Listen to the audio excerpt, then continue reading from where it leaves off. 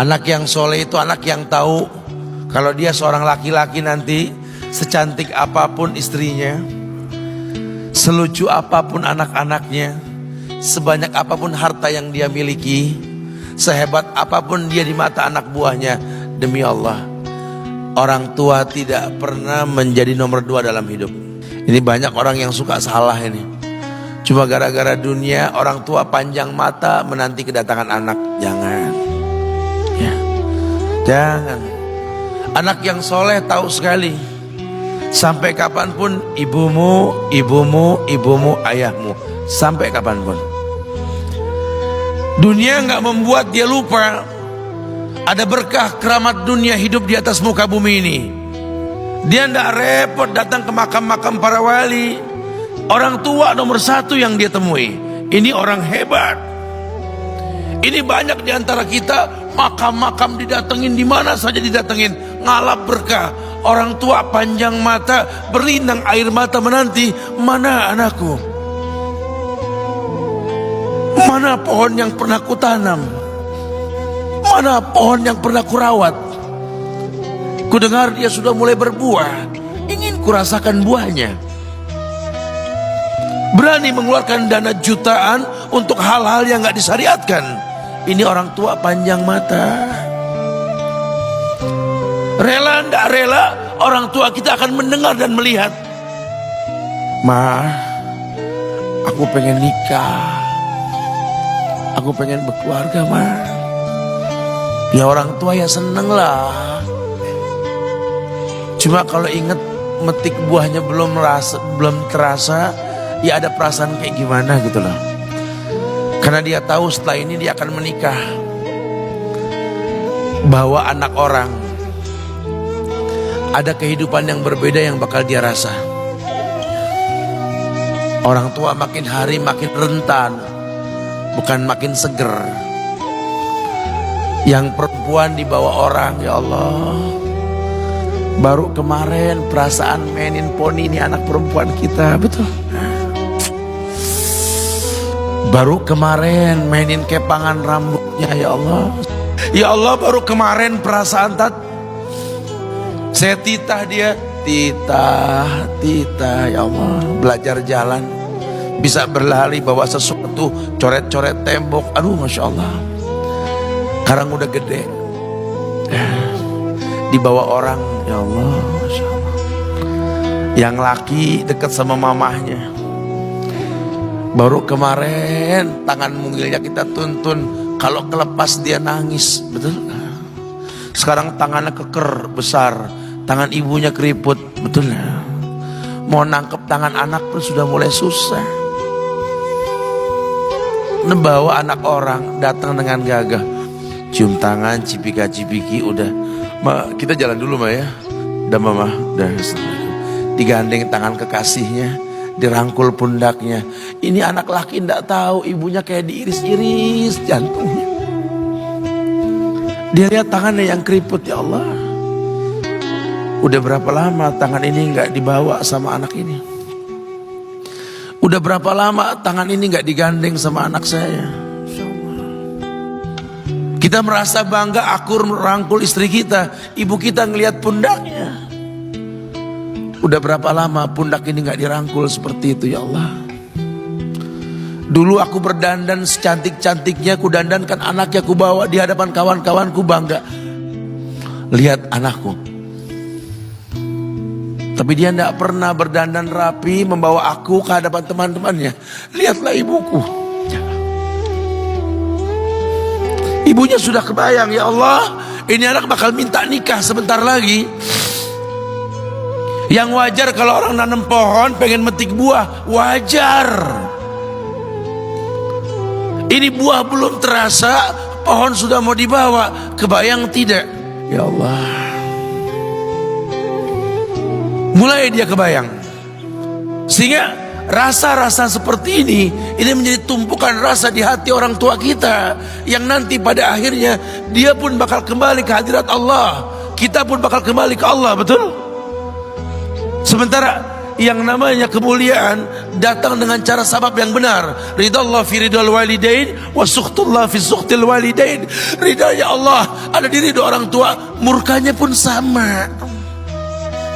Karena semua ibadah yang dia lakukan berujung pada surga.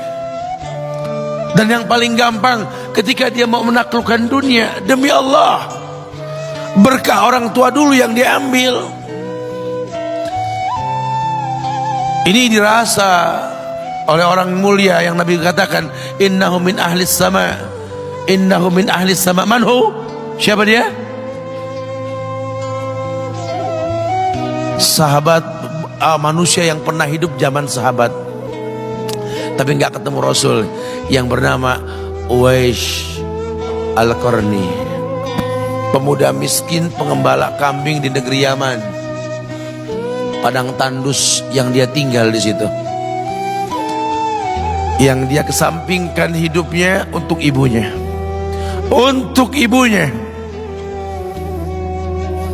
Tidaklah terucap kalimat satu yang ingin ibunya pengen, kecuali Uwais pasti akan melakukannya apapun, dan ibunya cacat. Apa kata Uwais? Tidak akan pernah terlontar kata dari mulut ibuku kecuali kan kulakukan yang dia inginkan. Masya Allah. Ibunya cacat dan dia menomorduakan diri, yang penting orang tuanya dulu. Hingga satu waktu ibunya berkata, wahai Uwais, ibu sudah tua. Andai kematian mendatangi ibu, ada beberapa keinginan yang ibu pengen merasakan keinginan tersebut. Mungkin enggak ya? Apa Bu? Katakan. Ibu pengen haji. Bengong, Wais, ya Allah Bu, ini Yaman, Hadramaut, yang sekarang saja pesawat itu bisa 3 jam menuju Saudi itu, 2 jam lebih lah menuju Saudi.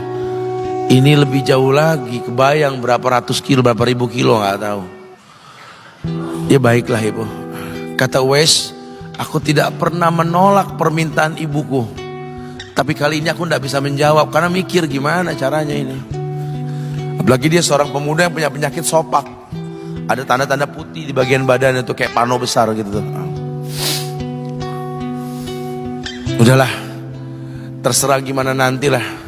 Yang penting ini nomor 1 dalam hidup ini.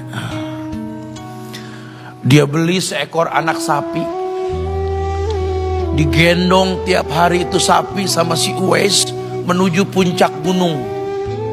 Turun lagi, gendong ke atas, turun lagi tiap hari. Sampai orang bilang, Uwais gila no.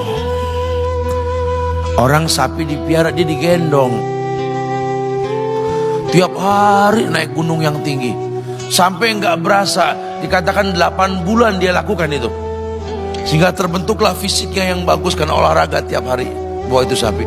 Dan sapi itu makin berat, dalam hikayat dikatakan sampai di atas 100 kilo itu sapi.